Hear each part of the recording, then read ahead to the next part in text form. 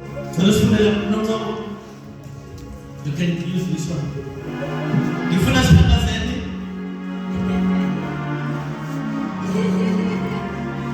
Funda. Amandla kandikhoyo andongamele. Amandla kandikhoyo andongamele.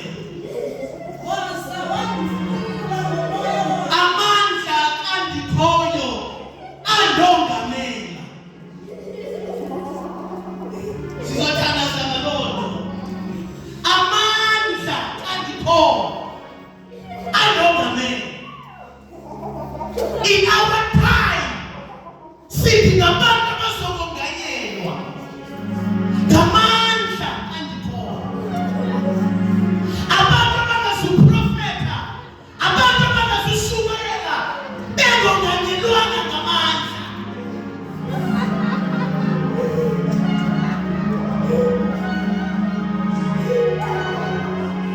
Andongamele. Namhlanje sokonganyelwa nje sihambe by the power of Jehovah.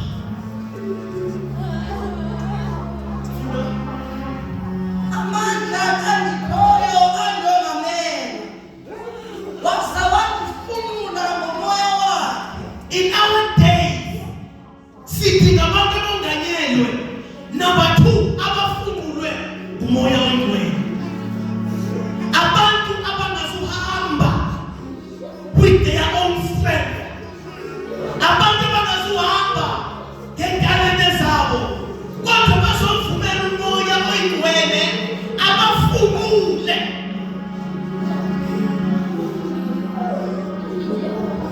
I want us to pray. Let us allow God uba makasisibekele ngamandla. Ufike isithunywa sithi uMaria you will be pregnant. Abuze ubike kwenzeka kanjani lelo. Uthi umoya kaThixo uzokufikela ngamandla. Sithi kuvakashelwa. Sithi kuhathelwa ngamandla kwakhona. We need God to visit us with His power.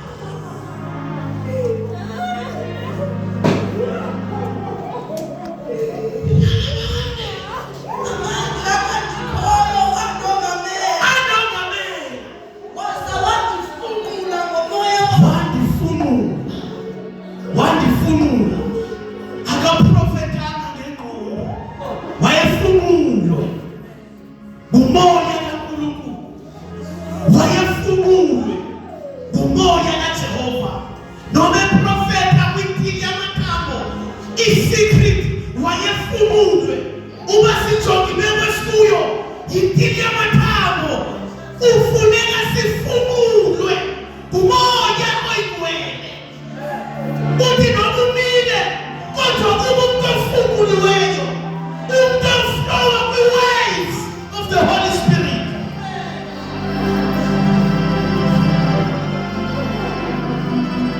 Umuntu ohamba ekhathasini likamoya oyingcwele. We want save this generation. We want help ontanga bethu singafunulwanga. Kufuneka kuma abantu abafunguliweyo, abantu abonganyelwa ngamandla kaThixo, ukuze noma bebe 5 minutes uThixo enze 7 to 10 days in 5 minutes.